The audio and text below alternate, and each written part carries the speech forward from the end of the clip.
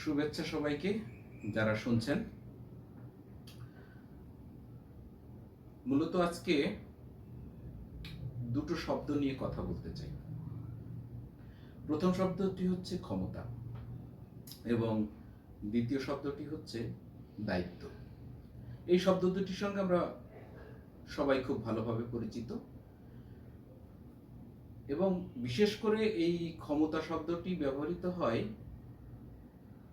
রাজনৈতিক ক্ষমতা বা রাষ্ট্রীয় ক্ষমতার ক্ষেত্রে।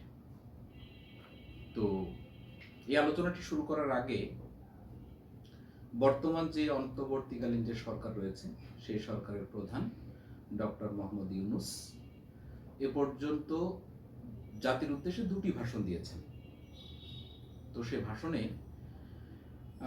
আমি খুব গভীরভাবে শোনার চেষ্টা করেছি। উনি যখনই প্রসঙ্গ এসেছে তখন উনি ব্যবহার করেছেন যে জনগণ, ছাত্র জনতা তাকে একটি মহান দায়িত্ব অর্পণ করেছেন, দায়িত্ব দিয়েছেন। অথচ এই যে রাষ্ট্রীয় দায়িত্ব পালন করার ক্ষেত্রে ইতিপূর্বে আমরা অনেক রাজনৈতিক নেতৃবৃন্দকে দেখেছি, রাজনৈতিক দলকে আমরা রাষ্ট্র পরিচালনা করতে দেখেছি। সেখানে আমরা সবসময় শুনেছি যে জনগণ আমাদেরকে ক্ষমতায় বসিয়েছে, আমরা ক্ষমতায় আছি, আমরা ক্ষমতা পরিচালনা করছি।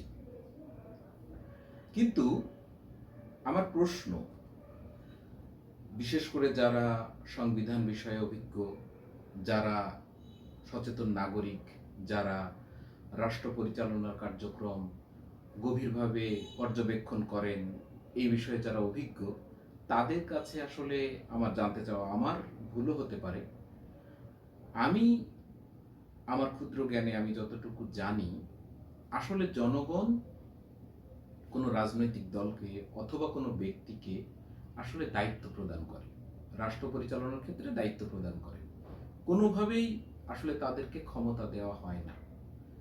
কিন্তু এই শব্দ প্রয়োগের মাধ্যমে আমরা বুঝতে পারি আসলে তারা কি দায়িত্ব পালন করেন নাকি তারা ক্ষমতায় যান। এটি হচ্ছে সবচেয়ে বড় প্রশ্ন। অর্থাৎ ক্ষমতায় যাওয়াটাকে আমি কোনোভাবেই খারাপ দৃষ্টিতে দেখছি না। ক্ষমতা অবশ্যই ইতিবাচক ক্ষমতা হতে পারে।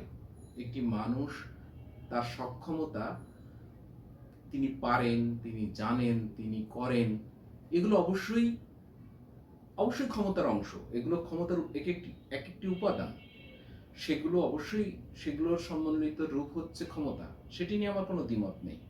কিন্তু যখন বলা হয় যে জনগণ আমাদেরকে ক্ষমতায় বসিয়েছে, আমরা ক্ষমতায় আছি, এই কথার মধ্য দিয়ে যে অভিব্যক্তি প্রকাশ পায়, যেই ভাবনা প্রকাশ পায়, সেটি হচ্ছে যে তারা নেতিবাচক অর্থে, অর্থাৎ তারা ক্ষমতায় আছেন, তারা চাইলে যা ইচ্ছা তাই করতে পারেন।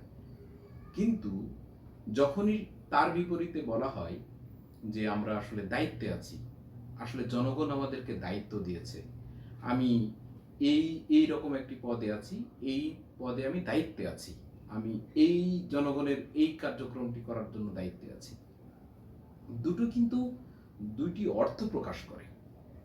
তো আমার আলোচনার বিষয় হচ্ছে এটি যে আমাদের রাজনৈতিক দল বা ব্যক্তিবর্গ যারা জনগণের ম্যান্ডেট অথবা সম্মতি নিয়ে রাষ্ট্র পরিচালনার দায়িত্ব পান, তারা অবলীলায় বলেন তারা ক্ষমতায় আছে, তারা ক্ষমতায় যান, তারা ক্ষমতায় থাকেন। এটি আসলে কতটা যৌক্তিক, কি মানসিকতা আসলে প্রকাশ পায় এটার মধ্য দিয়ে? তারা আসলে কি ক্ষমতাবান, তারা কি ক্ষমতায় থাকেন? সেই প্রশ্ন করার অধিকার নাগরিক হিসাবে আমি মনে করি আমাদের রয়েছে। আমি ব্যক্তিগতভাবে মনে করি এটি আমার রয়েছে। তারা আসলে দায়িত্ব পালন করেন না তারা কি ক্ষমতায় থাকেন? সে কারণে আমরা বিচ্ছিন্ন অনেক ঘটনা দেখতে পাই। আসলে ক্ষমতা এবং দায়িত্ব, এই উপলব্ধিটি, মানে এই মানসিকতাটি আমরা অনেকের মধ্যে দেখতে পাই। আমরা এর আগে দেখেছি যে একজন সরকারি কর্মকর্তা, তাকে একজন নাগরিক, একজন সেবা গ্রহণকারী, যিনি কিনা রাষ্ট্রের কর্মচারী, আমরা অনেক সময় বলি যে রাষ্ট্রের কর্মকর্তা, কিন্তু কর্মকর্তা বলে কোনো শব্দ আমি আইনগতভাবে কোনো শব্দ আমি কখনো খুঁজে পাইনি। প্রত্যেকেই প্রজাতন্ত্রের কর্মচারী, তারা কর্মচারী, চাকর, জনগণের চাকর। জনগণের প্রয়োজনে তাদেরকে ওই দায়িত্বে দেওয়া হয়েছে, কিন্তু তাদেরকে স্যার না বলার কারণে অপমানিত হয়েছে, শাস্তি পেতে হয়েছে। এরকম ঘটনা আমাদের সামনে আছে, আমরা এরকম জানি।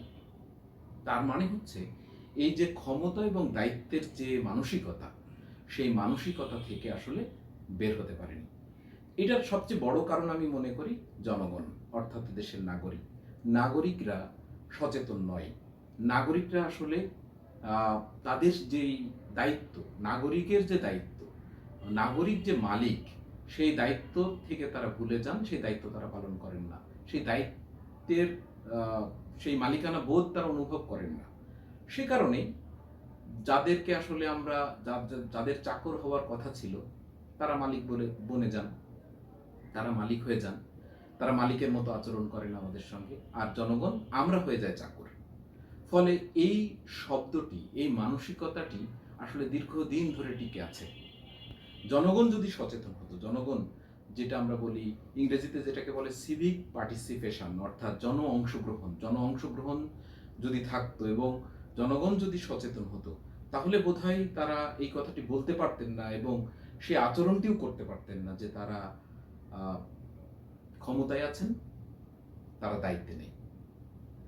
কিন্তু শুনে ভালো লাগলো যে ডক্টর মোহাম্মদ ইউনূস অন্তত তিনি আসলে মনে মনে ক্ষমতা পালন করেন কিনা সেটি নিয়ে ভিন্ন বিতর্ক থাকতে পারে, তিনি আসলেই ক্ষমতায় আছেন কিনা সেটি নিয়ে বিতর্ক থাকতেই পারে, কিন্তু অন্তত তিনি জনসম্মুখে যখন ভাষণ দিয়েছেন তখন কিন্তু তিনি বারবার, যতবার তিনি উচ্চারণ করেছেন, তিনি বলেছেন যে আমাদেরকে দায়িত্ব দেওয়া হয়েছে, আমরা দায়িত্ব পালন করছি।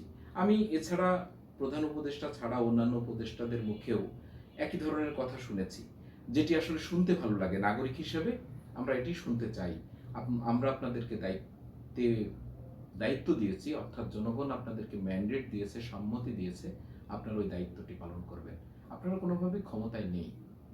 আরেকটি বিষয় হচ্ছে যে রাজনৈতিক সংস্কারের প্রশ্ন উঠছে, রাষ্ট্র সংস্কারের প্রশ্ন উঠছে।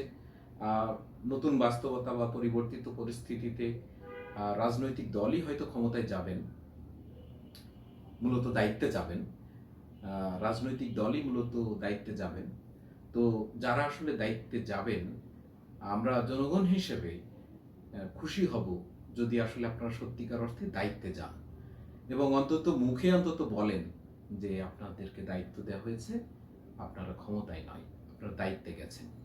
তো যারাই ক্ষমতায় আসবেন বা দায়িত্বে আসবেন, তাদের কাছে শুনতে চাই যে আপনারা দায়িত্বে গেছেন, ক্ষমতায় নয়। জনগণ হিসেবে আমরা এটুকু শুনতে চাই। অন্তত আমরা আশা করতে পারবো যে আপনারা জনগণের সম্মতি নিয়ে তাদের অর্পিত দায়িত্ব আপনারা পালন করবার জন্যই এখানে গিয়েছেন। ছোট্ট এই শাব্দিক পরিবর্তন হয়তো অনেক বড় কোনো ঘটনা ঘটিয়ে দেবে না, কিন্তু শুরুটা এখান থেকে হতে পারে। ক্ষমতা নয়, দায়িত্ব। সবাইকে শুভেচ্ছা, ভালো থাকবেন।